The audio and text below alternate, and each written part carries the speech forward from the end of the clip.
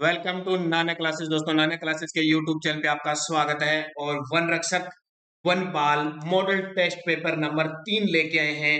2021 में जो एग्जाम होने वाला है उसके लिए बहुत ही इंपॉर्टेंट और खास ये मॉडल पेपर आपके लिए साबित होने वाला है, क्योंकि आपको पता है जैसे कि वन रक्षक के अंदर सिलेबस आपको पता है कि राजस्थान और इंडिया का पूरा जीके है। तो उस संदर्भ में हम क्या सबसे ज्यादा इंपॉर्टेंट जो लेवल रहता है हमारे राजस्थान जीके का, उस पर टॉपिक लेके हैं। 50 में से आप 30 क्वेश्चन अगर सही कर देते हो तो मान के चलो आप तैयारी अच्छी चल रही है। और ये वन रक्षक और वनपाल का एग्जाम बता देता हूँ, जल्द ही होने वाला है।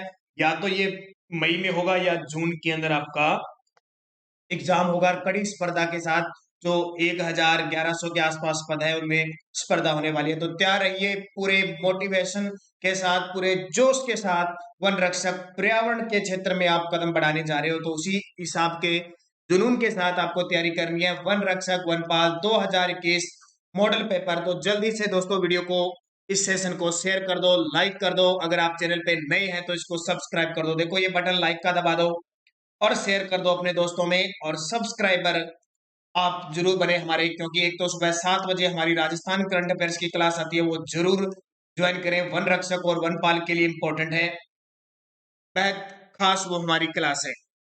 तो सब्सक्राइब कर दिया, शेयर कर दिया। अब हम क्वेश्चनों की शुरुआत करते हैं पहले क्वेश्चन से, और उसका जवाब साथ साथ में आपको कमेंट में देते चलना है। तो एक मोटिवेशन कोड के साथ, उठो जागो तथा तब तक रुको नहीं जब तक कि लक्ष्य की प्राप्ति न हो। इस मोटिवेशन कोड स्वामी विवेकानंद, जिसको हम 12 जनवरी को युवा दिवस के रूप में बनाते हैं, और एक युवा की हमारी एक पहल है, उस पहल को हम पूरा करने जा रहे हैं। एक यूथ हमारे देश की, हमारे राज्य की शान है, उसकी शुरुआत वन रक्षक मॉडल पेपर नंबर 3 की शुरुआत। पहला क्वेश्चन आपके सामने, तोरावटी की पहाड़ियां किस क्षेत्र में है? तोरावटी, 4 ऑप्शन आपके पास, उत्तर आपको जल्दी से कमेंट में देना है। शेखावटी, मध्य अरावली, बूंदी की पहाड़ियां या अलवर की पहाड़ी। तोरावटी की पहाड़ियां किस क्षेत्र में है? सीधी सीधा जवाब कमेंट में आ जाता है। पहला उत्तर शेखावटी क्षेत्र में। ये आपने पहाड़ी देखी होगी, अरावली की पहाड़ी। ये दक्षिण में सबसे ज्यादा चौड़ी है, मध्य में कम है, और 3 यहाँ पे आती है। सिक्कर जिले के अंदर ये पहाड़ियां पाई जाती है, तोरावटी। कौन सी पहाड़ियां पाई जाती है? तोरावटी की पहाड़ियां जाती है। तो शेखावटी का नाम आ गया ना, चूरू झुंझुनू सिक्कर। और सिक्कर के अंदर एक नदी है, कांतली नदी। कौन सी? कांतली नदी है। और इस कांतली नदी के पर्वत क्षेत्र को हम क्या कहते हैं? तोरावटी कहते हैं। तो समझ में आ गई ना, तोरावटी की पहाड़ियां किस क्षेत्र में? शेखावटी में। जिला अगर पूछ ले तो आप सिक्कर बता देना। और ये से पूछे कि तोरावटी की पहाड़ियां का संबंध किस नदी से है, तो आपका उत्तर हो जाएगा कांतली नदी। मध्य अरावली में सबसे बड़ी चोटी कौन सी है? तो तारागढ़ और टोडगढ़। ठीक है, ये याद रखना। बूंदी की पहाड़ियां, तो बूंदी की पहाड़ियां बूंदी में है, और अलवर की पहाड़ियां अलवर के अंदर है। दूसरा प्रश्न आपके सामने ये रहा स्क्रीन पर। उससे पहले थोड़ी सी सूचना मैं आपको देता हूं। क्रैश कोर्स शुरू हो चुका है रीट लेवल 2 का, सोशल स्टडीज सीडीपी। जो विद्यार्थी सोशल स्टडीज यानी सामाजिक एसएसटी से है, उनका बैच स्टार्ट हो चुका है 1 फरवरी से, और लास्ट है 22 अप्रैल इसकी लास्ट तारीख है, क्योंकि 25 अप्रैल को एग्जाम होने वाला है। तो आज ही आप अनअकैडमी ऐप डाउनलोड कीजिए, वीडियो के डिस्क्रिप्शन में लिंक है वहां से, या प्ले स्टोर से। नाम तो सुन रखा होगा, ऐड जब भी आती है अनअकैडमी की ऐप सुनते हो। तो जैसे ही अनअकैडमी ऐप डाउनलोड करोगे, आपके लिए अलग अलग कोर्स होंगे, आरपीएससी के, रीट के, अलग अलग। तो आपको ज्वाइन करना है रीट वाला। और जैसे ही रीट का ज्वाइन करोगे तो वहां आपसे कोड मांगेगा, आप लगा देना नानक क्लासेज। क्या लगाओगे?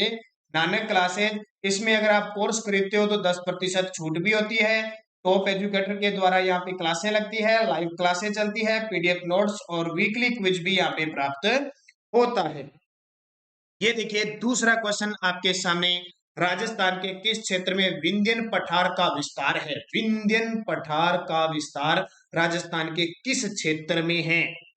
उत्तर पूर्व, दक्षिण पूर्व, दक्षिण, दक्षिण पश्चिम। जल्दी से कमेंट कर दीजिए। आप, आपका काम है कमेंट में जवाब देना, क्योंकि तैयारी आपकी अच्छी चल रही है। बस आपको एक तैयारी के अनुरूप उत्तर देना है कि आपने पढ़ रखा है, वास्तविक रूप से आपके दिमाग में है या नहीं।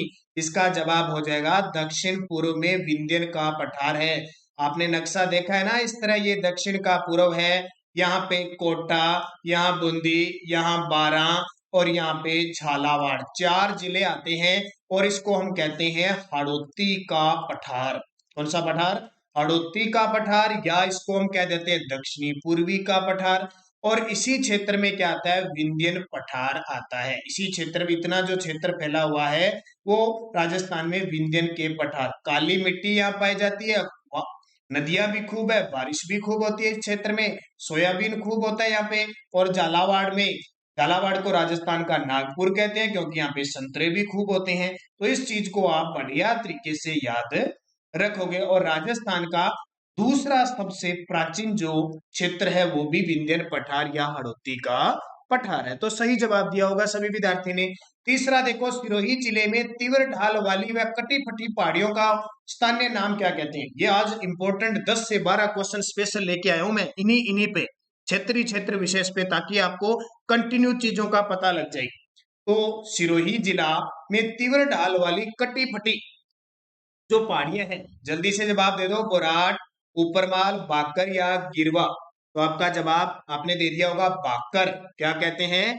बाकर कहते हैं सिरोही के जो तीव्र ढाल वाली कटी पिटी पहाड़ियां। सीधा सीधा एग्जाम में आता है सिरोही। सिरोही जो जिला है वो दक्षिण पूर्व में, इसी सिरोही जिले से अरावली पर्वतमाला राजस्थान में प्रवेश करती है। सिरोही जिले की बात करें, आपसे पूछे, इसमें पश्चिम बनास नदी बहती है। सिरोही जिले में एक व्यक्ति है गोकुल भाई भट्ट, नाम सुना है ना, जिनको राजस्थान का गांधी कहते हैं, इनको भी याद रखना। और इन्होंने ही 1939 में सिरोही प्रजामंडल की स्थापना की थी। सिरोही में झील कौन सी है? नक्की झील। देखो एक जिला आएगा ना, सारी बातें क्लियर करेंगे अपनी। नक्की झील जो राजस्थान की सबसे ऊंची झील है और सर्दियों में क्या हो जाती है? जम जाती है। बोराट का पठार कहाँ पे है? उदयपुर में। ऊपरवाल का पठार कहाँ पे है? चित्तौड़गढ़ से भीलवाड़ा तक फैला हुआ है। और गिरवा की पहाड़ियां कहाँ पे है? उदयपुर में। सारी बातें आपको याद रखनी है। चौथा प्रश्न देखो, इंपॉर्टेंट है। निम्न में से कौन सा क्षेत्र बालू का स्तूप मुक्त है? फलोदी पोखरण, बायुतु चोहटन, ओसिया शेरगढ़ या शेरगढ़ शिव? जल्दी से कमेंट कर दो। बालू का स्तूप का मतलब है जहां पे रेत के टीले नहीं है, रेत के टीले नहीं है, वो बालू का स्तूप मुक्त हो जाएगा। देखो पोखरण जैसलमेर में, फलोदी जोधपुर में, यहाँ तो है। चोटन बाड़मेर में और बायतू बाड़मेर में यहाँ भी है। शेरगढ़ और शिव बाड़मेर ये भी है। तो इसका उत्तर हो जाएगा सी, क्योंकि ओसिया कहाँ पे है? जोधपुर में। और शेरगढ़ भी जोधपुर के क्षेत्र में है। लेकिन यहाँ पे पथरीली भूमि पाई जाती है। कैसी? पथरीली भूमि पाई जाती है, यहाँ पे बालुका के स्तूप नहीं है। यानी टोटल हमारा जो पश्चिमी क्षेत्र है ना, 61.11%, उसका जो 41, लगभग 41% भाग है वो पथरीली भूमि है, जिसको हम क्या कहते हैं? हमादा के नाम से जाना जाता है। और ये चोटन बाड़मेर प्रसिद्ध है, आपको पता है ना, किसके लिए? गोंद के लिए प्रसिद्ध है। और बायुतु, बायुतु यहाँ पे तेल के कुएं हैं। और फलोदी राजस्थान का सबसे शुष्क स्थान है। और पोखरण में मेला भरता है रामदेव जी का, और पोखरण में परमाणु परीक्षण भी हुए थे। सारी चीजें आपके लिए इंपॉर्टेंट। अगला देखिए, अरावली पर्वत किस प्रकार का है? ज्वालामुखी से बना है, फोल्डर से बना है, अवरोधी बना है या अवशिष्ट है? देखो वन रक्षक और वनपाल में ऐसे ही क्वेश्चन आने वाले हैं, सीधे सीधे साधारण से क्वेश्चन। बस आपकी आईक्यू चेक की जाएगी, बुद्धि लब्धि, आपकी मानसिक योग्यता चेक की जाएगी कि आपने पढ़ा है तो क्या पढ़ा है। देखो अरावली पर्वतमाला पढ़ लिया ना आपने? बहुत सारे विद्यार्थी लगातार मुझे कमेंट कर दे, सर वन रक्षक वनपाल की सीरीज शुरू कीजिए। ये लो आपके लिए शुरू कर दी। अब बस आपका कॉन्फिडेंस 4 चांद होना चाहिए, ज्यादा से ज्यादा शेयर करना है, वीडियो को लाइक करना है। तो अरावली पर्वतमाला कैसी है? अवशिष्ट है। कैसी है? अवशिष्ट है। अवशिष्ट का मतलब क्या होता है कि एक तो बहुत प्राचीन है, विश्व की सबसे प्राचीन पर्वतमाला कौन सी है? अरावली पर्वतमाला है। और कटी फटी है, जैसे ये है ना हमारे राजस्थान में, ऐसी है, ऐसे हो गई, ऐसे हो गई, ऐसे हो गई, ऐसे हो गई, ऐसे कटी फटी है, बीच बीच में से बहुत सारी नाल दराएं बनी हुई है, इसलिए इसको क्या कहते हैं? अवशिष्ट पर्वतमाला कहते हैं। राजस्थान में इसकी लंबाई है 550 किलोमीटर। टोटल इसकी टोटल लंबाई है 692 किलोमीटर। याद रखना, इंपॉर्टेंट है, यहां से क्वेश्चन पूछा जाता है। अगला देखिए, पूर्वी बेसिन मैदान का भाग नहीं है। पूर्वी बेसिन मैदान का भाग नहीं है। चंबल बेसिन, लूणी बेसिन, छप्पन बेसिन या बनास बेसिन? ये क्वेश्चन बहुत इंपॉर्टेंट है और ये क्वेश्चन एग्जाम में आया हुआ है। जल्दी से कमेंट कर दीजिए सारे विद्यार्थी। पूर्वी बेसिन। इतने में मैं नक्शा बनाता हूं, आप जल्दी से कमेंट कीजिए मुझे। ये राजस्थान का नक्शा है। ये तो हो गया पश्चिम, ये हो गया पूर्वी, ये हो गया अरावली। अब देखो बनास नदी पूर्व में बहती है ना, तो पूर्वी होगी। छप्पन बेसिन, छप्पन का मैदान यहाँ होता है, ये भी सही है। क्या लूणी नदी पूर्व में बहती है? नहीं बहती। अजमेर की नाग पहाड़ी से निकलकर लूणी बेसिन इधर जाके अरब सागर की खाड़ी में गिरती है। तो उत्तर क्या हो जाएगा? लूणी बेसिन। उत्तर क्या हो जाएगा? लूणी बेसिन इसका सही उत्तर हो जाएगा। आगे चले। सातवां, चंबल बेसिन के दक्षिण भाग में स्थित पहाड़ियां क्या कहलाती है? देखो कितने इंपॉर्टेंट क्वेश्चन है, शायद आपने ये भौतिक प्रदेश राजस्थान का पढ़ लिया होगा। चंबल बेसिन के दक्षिण भाग में जो स्थित पहाड़ियां हैं वो क्या कहलाती है? बीहड़, आडावाला, डांग या प्रस्तर? जल्दी से कमेंट कर दीजिए। ये हमारा प्यारा राजस्थान इधर मैं बना देता हूं यहाँ पे, और यहां से आपकी चंबल नदी गई चित्तौड़गढ़, कोटा, बूंदी, सवाईमाधोपुर, करौली और धौलपुर में जाके इधर जाके यमुना में मिल जाती है। अब चंबल बेसिन के दक्षिण में, तो ये दक्षिण भाग है। यहाँ पे जो सवाईमाधोपुर करौली वाला क्षेत्र है, दक्षिण भाग है। यहाँ पे कौन सी पहाड़ियां हैं? डांग की पहाड़ियां हैं। ध्यान रखना, डांग की रानी किस जिले को कहते हैं? करौली जिले को डांग की रानी कहते हैं। और डांग करौली जिले को ही क्या कहते हैं? डाकुओं की शरण स्थली पूछे, करौली, सवाईमाधोपुर, धौलपुर का क्षेत्र है। और डाकुओं को बचाने के लिए किसकी जरूरत होती है? डांग की। ठीक है। और बीहड़ क्षेत्र, बीहड़ क्षेत्र ये जो नदी है ये उत्खात भूमि का निर्माण करती है और वहां पे बड़े गहरे गहरे खड्डे हो जाते हैं, तो वहां बड़े बड़े पेड़ पौधे उग जाते हैं, इसलिए वो बीहड़ क्षेत्र है। आडा वाला पर्वत पूछे तो बूंदी के अंदर है। और प्रस्तर क्या होता है? पत्थर होता है, जिसको हम हमादा कहते हैं रेगिस्तान में।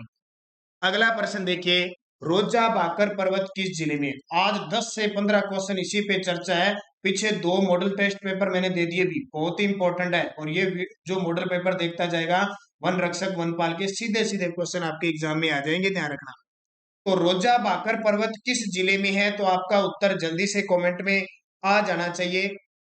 रोजा भाकर जो है वो जालोर के अंदर है। आपसे पूछे इसराना भाकर, वो भी कहाँ पे है?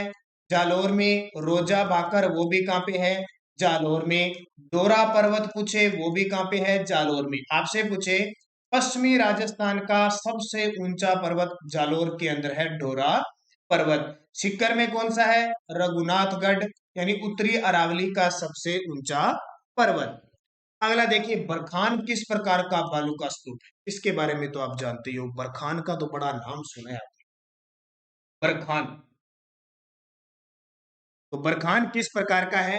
यहाँ एक ऑप्शन और देता हूं मैं, डी ऑप्शन दे देता हूं, हालांकि दिया नहीं हुआ, अर्धचंद्राकार दे देता हूं। बरखान अर्धचंद्राकार प्रकार का होता है। ठीक है, 4 ऑप्शन में। और किस प्रकार का होता है? देखो मैं चित्र बना देता हूं। ये होता है बरखान। ठीक है, आधे चांद की तरह, यानी हवाएं आती है ऐसे उड़ के जाके और ऊपर से चली जाती है ऐसे, और ये मिट्टी बालू का स्तूप का निर्माण होता है। तो बरखान किसको कहते हैं? अर्धचंद्राकार जो बालू का स्तूप होते हैं उन्हें बरखान कहा जाता है। अगला देखो, चट्टानी मरुस्थल को क्या कहा जाता है? मैंने अभी आपको बताया था, चट्टानी मरुस्थल होता है उसको क्या कहा जाता है? चट्टानी मरुस्थल, इरग, रेग, हमादा या इनमें से कोई नहीं? इर्ग, रेग या हमादा? तो इसका उत्तर हो जाएगा जो चट्टानी मरुस्थल है उसको कहते हैं हमादा। क्या कहते हैं? हमादा। अब ये इर्ग क्या होता है? तो संपूर्ण जो मरुस्थल होता है ना, मरुस्थल, महान मरुस्थल, उसको तो कहते हैं इर्ग। रेग होता है मरुस्थल प्लस चट्टानी जो पथरीले भाग होते हैं उनको रेग कहते हैं। और पथरीला जो भाग होता है उसको हम क्या कहते हैं? या चट्टानी मरुस्थल कहते हैं हमादा को। तो इसको याद रखना। अगला देखिए, नेटवर्क बालू का स्तूप पाए जाते हैं। नेटवर्क बालू का स्तूप पाए जाते हैं, कहाँ पाए जाते हैं? मरुस्थल के दक्षिणी पूर्वी भाग में, मरुस्थल के दक्षिणी पश्चिमी भाग में, मरुस्थल के उत्तरी पूर्वी भाग में या मरुस्थल के उत्तर पश्चिम भाग में? सही जवाब हो जाएगा मरुस्थल के उत्तरी पूर्वी भाग में। यानी कहने का मतलब है ये मरुस्थल है और यहाँ जो आपका कौन सा भूस्तरीय भाग हो जाएगा उत्तरी पूर्वी भाग। खास करके जो शेखावटी क्षेत्र होते हैं, इन शेखावटी क्षेत्रों में क्या पाए जाते हैं? नेटवर्क बालुका यानी जुड़े हुए बालुका स्तूप पाए जाते हैं। ऐसे नेटवर्क रहता है ना जुड़े हुए प्रकार से ऐसे, तो वो बालुका स्तूप पाए जाते हैं। अगला देखिए, निम्न में से कौन सा एक अरावली का उच्चतम शिखर है? निम्न में से कौन सा एक अरावली पर्वतमाला का उच्चतम शिखर है? सज्जनगढ़, लीलागढ़, कुंभलगढ़, तारागढ़? ये तो आप बता सकते हो। वैसे आपने नाम सीधा ही सुना है कि गुरु शिखर सबसे ऊंची चोटी होती है, लेकिन अब चार ऑप्शनों में जब आ जाए तो क्या करोगे? आपका जवाब होगा कुंभलगढ़। क्यों? क्योंकि लगभग 1200 कुछ 1200 मान के चलो 1200 प्लस अप है मीटर इसकी ऊंचाई है अरावली की। कुंभलगढ़ राजसमंद में, लीलागढ़ छोटी है, सज्जनगढ़ भी छोटी है और तारागढ़ भी छोटी है, 970 की मीटर है। तारागढ़ तो अजमेर के अंदर है। ठीक है, तो इन ऑप्शनों के हिसाब से देखें तो सबसे ऊंची चोटी कौन सी है? कुंभलगढ़। और ये देखिए मॉडल पेपर पढ़ो, वही जो परीक्षा में ये मॉडल पेपर दे चुके हैं आपको, और ये 2016 का पूरा मॉडल पेपर आपको मिल चुका है। अभी 2015 का नहीं मिला। किस प्रकार 2015 में एक क्वेश्चन आए थे, वो अभी एक दो दिनों में मिल जाएगा। 2016 वाला आपको मिल गया अभी किस प्रकार। तो जरूर इन वीडियो को देखें, अभी कुछ दिन पहले डाले, और ये वीडियो देखते जाना। आज हमारा तीसरा मॉडल टेस्ट पेपर है और सुबह 7 बजे हमारी राजस्थान करंट अफेयर्स की क्लास आती है, वो जरूर देखें। और वीडियो की डिस्क्रिप्शन में जितने भी लिंक दिए हुए ना वीडियो के, चाहे कोरोना वायरस की है, वन रिपोर्ट है, पशु रिपोर्ट है, 6 मंथ का, 9 मंथ का, 1 साल का, जितने भी वीडियो है वो सारे वीडियो देखना। आप बहुत फायदा होगा वन रक्षक वनपाल के लिए। तो सीधे सीधे रामबाण पोस्ट दिए, सीधे क्वेश्चन आएंगे एग्जाम में, और लगातार और भी आपको वीडियो देते रहेंगे। निम्न में से कौन सी पहाड़ियां मध्य अरावली में स्थित है? आज के 15 क्वेश्चन मान के चलो भौतिक प्रदेश से ही है।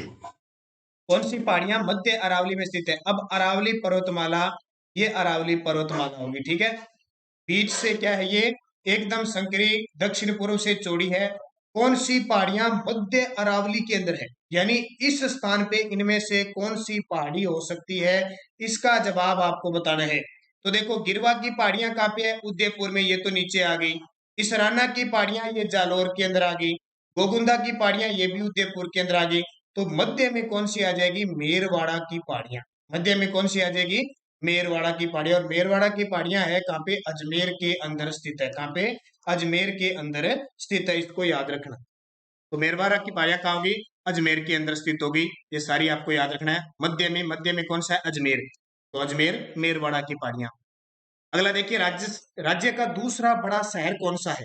राज्य का दूसरा बड़ा शहर उदयपुर, जोधपुर, अजमेर, जैसलमेर? सही जवाब आपको कमेंट में देना है। राज्य का दूसरा बड़ा शहर, तो राज्य का दूसरा बड़ा शहर है जोधपुर। कौन सा है बड़ा? पहला शहर कौन सा है? जयपुर। सबसे बड़ा शहर है जयपुर। शहर की बात हो रही है, क्षेत्रफल या उसके हिसाब से नहीं है, शहर जयपुर है। और दूसरा बड़ा कौन सा है?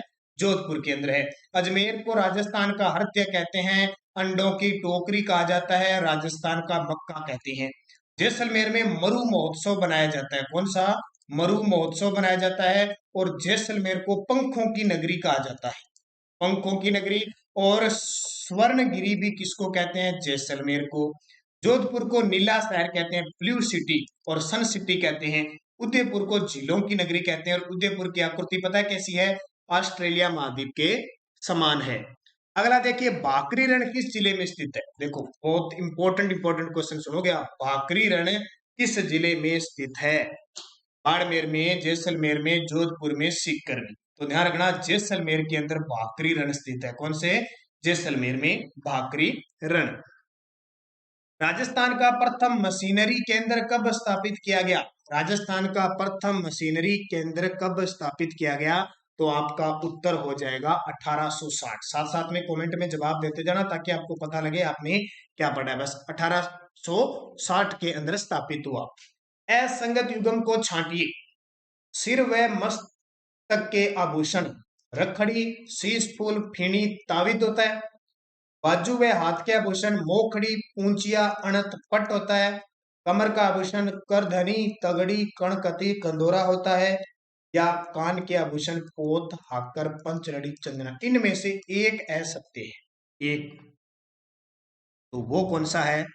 जो आपका 4 नंबर है वो असत्य है, ध्यान रखना। बाकी सारे सही है, ये असत्य है। एक आभूषण से आपका क्वेश्चन वन रक्षक वनपाल में पक्का है। देश हितैषणी सभा का गठन कब किया गया? देश हितैषणी सभा का गठन कब किया गया? तो 2 जुलाई 1877 को देश हितैषणी सभा का गठन किया गया। नाक में पहना जाने वाला आभूषण, नाक में पहना जाने वाला आभूषण, इनमें से कौन सा नाक में आभूषण पहना जाता है? आप देख लो, जेला, चुन्नी, सांकली, खोलरी।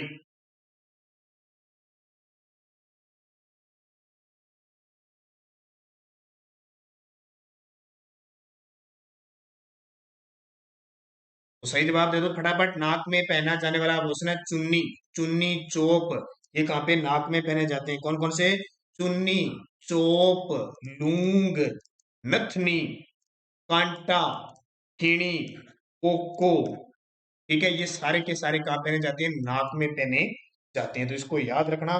जेला, जेला कहाँ पहना जाता है? कान में पहना जाता है जेला। ठीक है, वैसे जेला यहाँ ऊपर सिर होता है ना, इसके ऊपर ये लटकन जी होती है ना, उसको जेला कहते हैं। सांकली, सांकली तो गले में भी हो सकती है, सिर पर भी हो सकती है। ठीक है, तो इनको याद रखना, ऐसे सीधे सीधे एग्जाम में पूछे जाते हैं। अगला देखिए, सिर पर बांधा जाने वाले आभूषण को क्या कहते हैं? सिर पर बांधे जाने वाले आभूषण को क्या कहते हैं? सिर पर, सिर रतन, चूड़ा रतन, अनोखा रतन या अनमोल रतन। तो ध्यान रखना, सिर पर बांधे जाने वाला आभूषण है उसको चूड़ा रतन कहते हैं। चूड़ा, ठीक है, जो जूड़ा होता है ना उसके पीछे बांधा जाता है चूड़ा, उसको कहते हैं चूड़ा रतन कहा जाता है। और सिर पर जैसे एक सांकली सी मेमंद भी होती है, ठीक है, मेमंद भी होती है, राखड़ी जिसको कहते हैं, बोरलो भी होता है, शीश फूल है, टिक्का है, मांग है, ये सारी सिर पर ही पहनी जाती है। अगला देखिए, राजस्थान में प्रथम मशीनरी केंद्र कहाँ स्थापित किया गया? देखो, पहले क्वेश्चन था कि 1860 में प्रथम मशीनरी केंद्र स्थापित किया गया था। अब प्रश्न है कहाँ स्थापित किया गया? आपका उत्तर हो जाएगा ब्यावर, अजमेर। कहाँ पे? ब्यावर कहाँ पे? अजमेर। देखो, ऑप्शन में दोनों ही है, पहला ऑप्शन अजमेर दे दिया, लेकिन जब किसी स्थान विशेष की बात करें तो ब्यावर। जैसे मान लो आपका राज्य राजस्थान है, जिला हो गया, जिले के अंदर आप तहसील हो गई, गांव हो गया, तो सबसे पहले आप क्या बताते हो कि हमारा ये गांव है, इस तहसील में रहते हैं, इस जिले में रहते हैं, इस राज्य में रहते हैं। तो जो एकदम नजदीकी जहां स्थापित होगा ना उसका उत्तर देना होता है, तो इसका उत्तर क्या हो जाएगा? ब्यावर हो जाएगा। अगला, जमेला या जमेला आभूषण कहाँ पहना जाता है? इसको जमेला भी कहते हैं और जमेला भी कहते हैं। ये आभूषण कहाँ पहना जाता है? तो इसका सही जवाब क्या हो जाएगा? ये कान में पहना जाता है जमेला। ध्यान रखना, स्पेशल फोकस है कला संस्कृति पर भी। तो आपके कला संस्कृति के क्वेश्चन, पिछला जो वन रक्षक वनपाल आया था, यहाँ से क्वेश्चन सबसे ज्यादा कला संस्कृति से पूछे जाते हैं। आपसे कला संस्कृति से सबसे ज्यादा क्वेश्चन पूछे जाएंगे और मैं फोकस ज्यादातर कला संस्कृति पे रखूंगा। तो ध्यान रखना, कान का है। कान के इसके अलावा और पूछे आपसे तो आपको बताना है ओगनिया। कान का आभूषण कौन सा है? ओगनिया, टोटी, झुमका और बाली, ये सारे किसके हैं? कान के हैं। ध्यान रखना, यहां से क्वेश्चन पूछ लिया जाता है। अगला देखिए, राजस्थान में सागड़ी निवारण अधिनियम किस वर्ष पारित किया गया? राजस्थान में सागड़ी निवारण अधिनियम किस वर्ष पारित किया गया? तो आपका उत्तर कौन सा हो जाएगा? 1961। जल्दी से कमेंट में जवाब दे दिया करो साथ साथ में। सागड़ी प्रथा क्या होती है? बंधुआ प्रथा जिसको भी कहते हैं, जो बनाकर रखते हैं ना, जिसको पहले दास प्रथा के रूप में कहते थे। सिर्फ घर पे काम करवाया जाता था, खाना पीना सिर्फ उपलब्ध था, उन्हें कोई बेगार नहीं दी जाती थी। वो सागड़ी निवारण अधिनियम यानी सागड़ी प्रथा थी। सिर पर पहना जाने वाला आभूषण, बारी, टिक्का, अणत या नवरत्न। सिर पर पहने जाने वाला बहुत ही आसान सा है ये, सीधा सीधा बता सकते हो। सर यानी सिर पर पहना जाने वाला तो क्या होता है? टिक्का होता है ना, टिक्का, मांग, कुमकुम।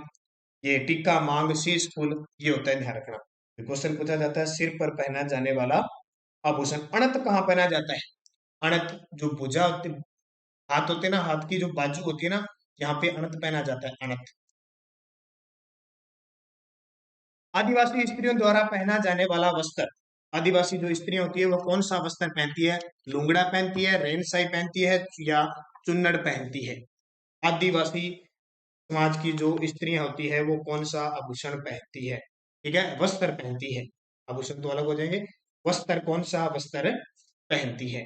तो सारे पहनती है भी, ठीक है। लुंगड़ा भी पहनती है, रेनशाही पहनती है, सारे वस्त्र पहनती है। तो उपयुक्त सभी हो जाएगा, जैसे चुन्नड़ है, रेनशाही है और लुंगड़ा। अगला क्वेश्चन है, राजस्थान में सर्वप्रथम किस जिले में कन्या वध को गैर कानूनी घोषित किया गया था? राजस्थान में सर्वप्रथम, देखो साथ साथ में आपको कमेंट में जवाब देने, मैं आपको टाइम दे रहा हूं। सर्वप्रथम किस जिले में कन्या जो वध है उसको गैर कानूनी घोषित किया गया था? तो जल्दी से कमेंट करके मुझे बता दीजिए। बूंदी, कोटा, अलवर, जयपुर। और शायद आपने इसको पढ़ भी रखा होगा, कोटा कैसे कन्या कैसे कोटा, कैसे कन्या कैसे कोटा कब 1900 ये 1833-34 के अंदर घोषित किया गया था। अगला देखिए, राजस्थान की संस्कृति में मुग्धना क्या होता है? मुग्धना, मुग्धना माता जी को मेहंदी चढ़ाकर मेहमानों में बांटी जाती है। वधु को मूंग और घी खिलाती जाती है।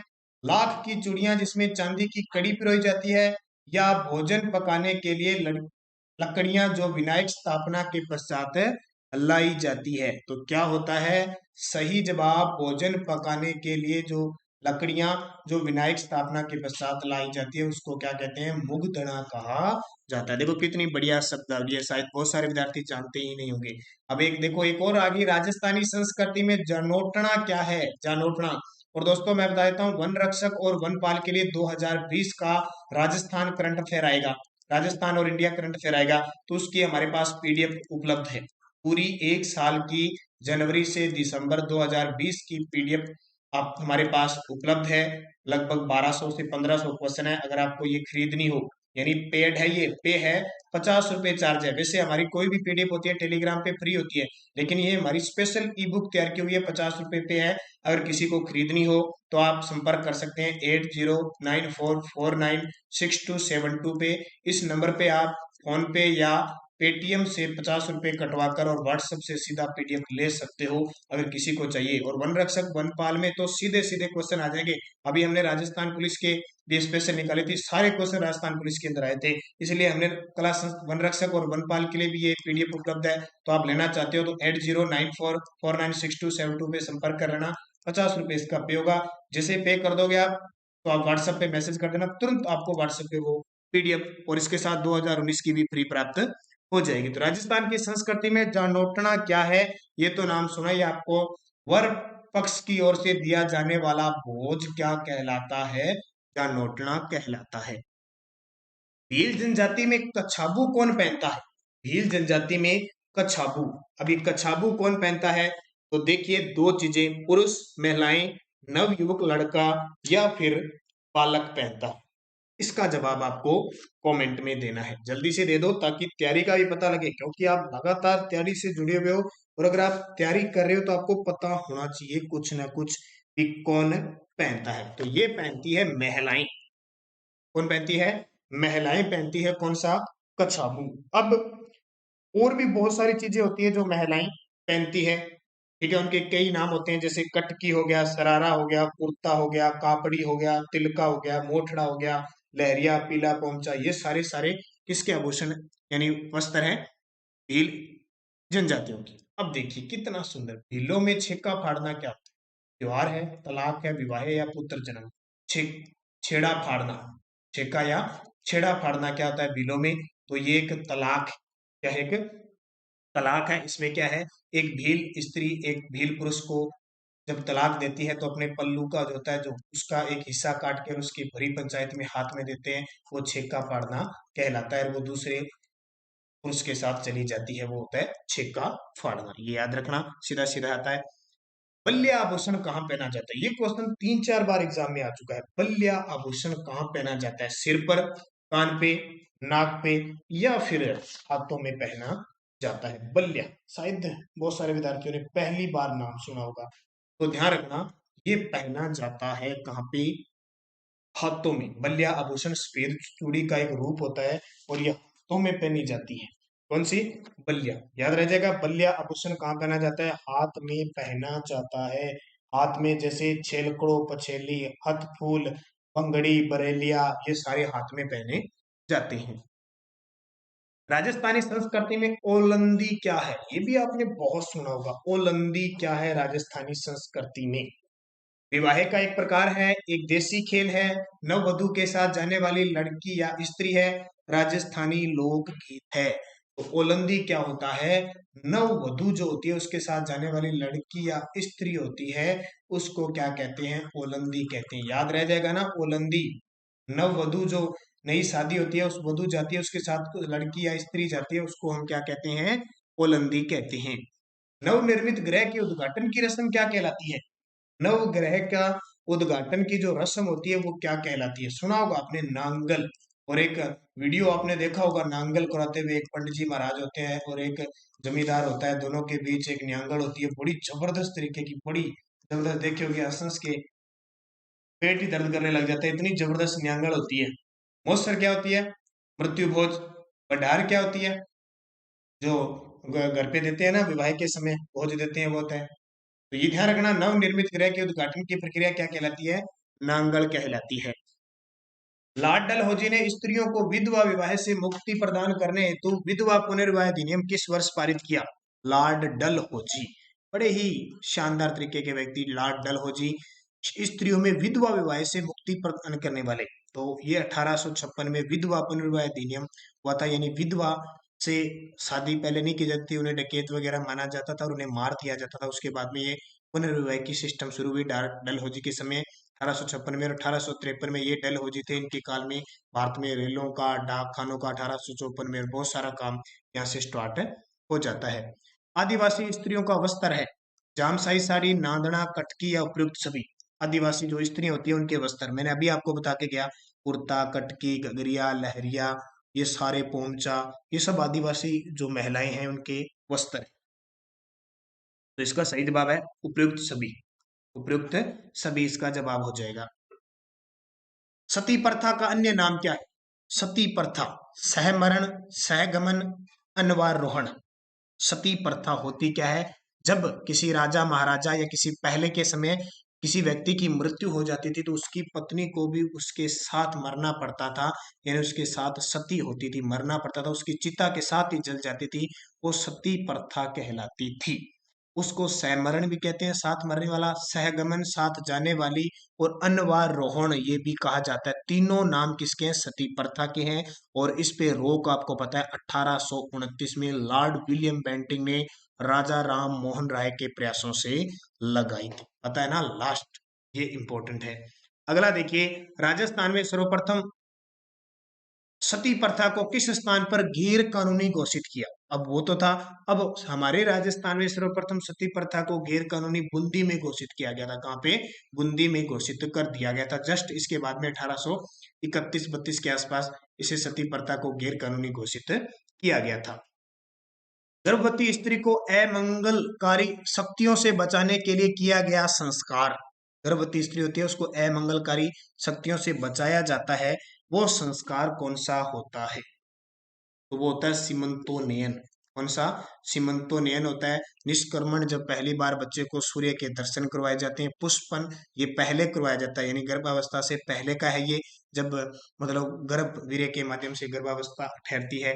और उपनयन, जब वेद वगैरह जैसे पढ़ाने के लिए उसे जनेऊ वगैरह धारण की जाती है, तो वो उससे पहले बाद की पढ़ाई के व गुरुकुल की व्यवस्था होती है। शिक्षा समाप्ति पर किया जाने वाला संस्कार, जब शिक्षा समाप्त हो जाती है तब कौन सा संस्कार होता है? तो नाम से पता है, शिक्षा समाप्त, समापवर्तन। विद्या प्रारंभ, वेद जब प्रारंभ होते हैं, निष्कर्मण निकाला जाता है, उपनयन वेदों जहां वहां पे जाके पढ़ा जाता है। तो याद रखना शिक्षा समाप्ति पर, क्योंकि 16 संस्कार है ना व्यक्ति के जीवन में, जन्म से लेकर, यानी जन्म से पूर्व से लेकर जन्म से पूर्व 3 संस्कार आते हैं, फिर जन्म होता है, जन्म से लास्ट जब मरता है उसकी अंत्येष्टि होती है। इसमें टोटल 16 संस्कार होते हैं।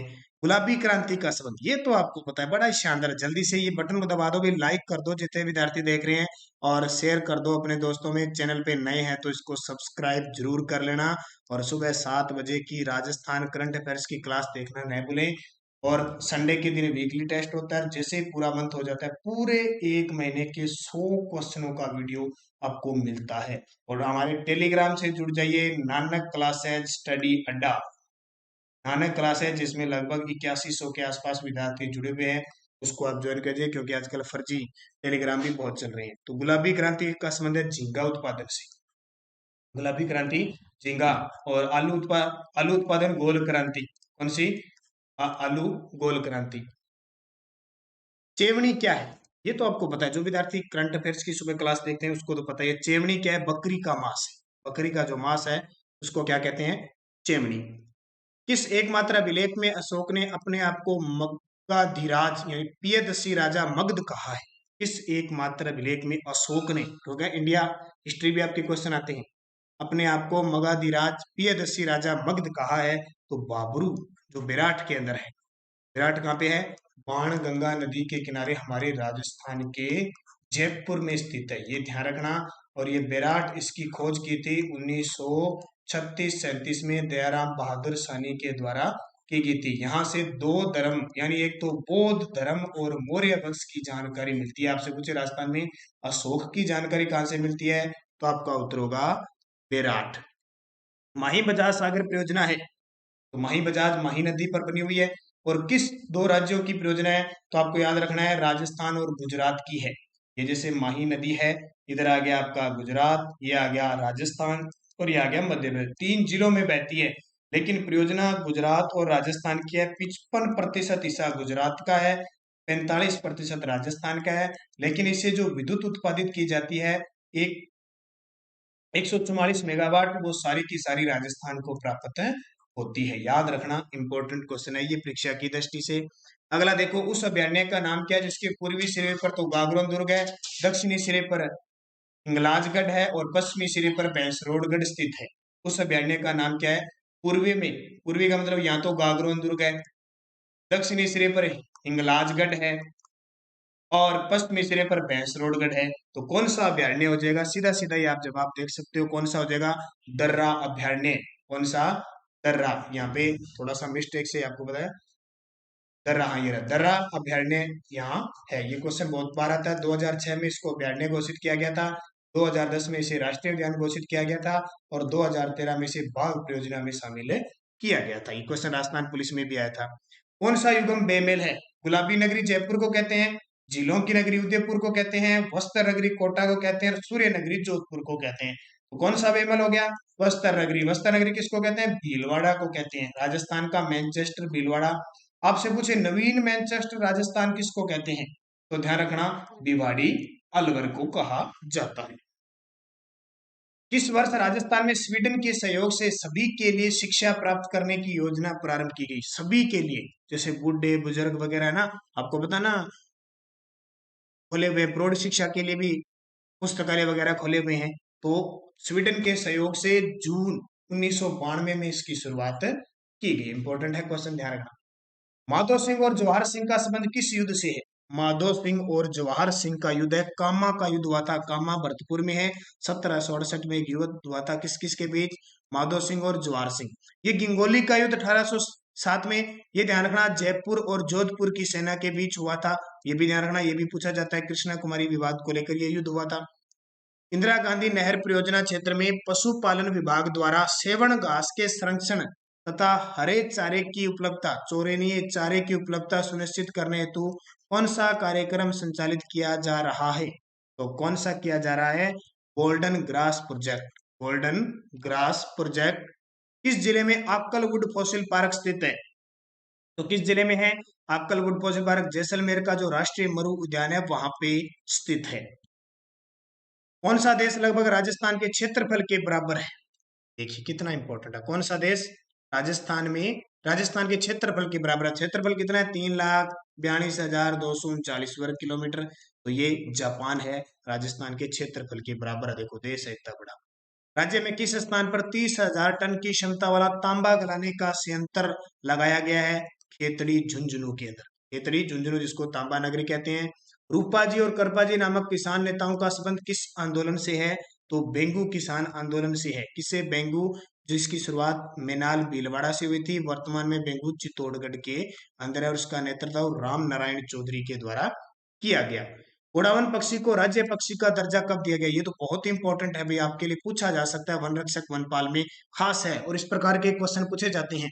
तो वन रक्षक उड़ावन पक्षी को दर्जा दिया गया था 1982 में, वैसे 1981 में दिया गया था और पूरी तरीके से घोषणा 1982 में हो चुकी थी। राज्य पक्षी है, राष्ट्रीय मरु उद्यान जैसलमेर और बाड़मेर में स्थित है, वहां सबसे ज्यादा ये पाया जाता है। तो ये आपके क्वेश्चन हो गए पूरे मॉडल पेपर। कितने 50 52 53 क्वेश्चन है, उसमें से कितने आपके सही होते हैं कमेंट करना, लाइक करना, शेयर करना, सब्सक्राइब करना अगर आप चैनल पे नए हैं। और कोई भी नई सूचना अपडेट आपको मिलती रहती है, नोटिफिकेशन किसी का जारी होता है, जैसे एसआई का हो गया, कृषि पर्यवेक्षक हो गया, कोई भी है नोटिफिकेशन मिलता है, बस आप सब्सक्राइब करें चैनल को, लाइक करें, शेयर करें और ज्यादा से ज्यादा इसको सपोर्ट करें ताकि हम वनपाल वन रक्षक के लिए बढ़िया तरीके से आगे वीडियो में आपको इंडिया जीके भी इसमें शामिल करके सब कुछ क्लियर रूप से दिया जाएगा।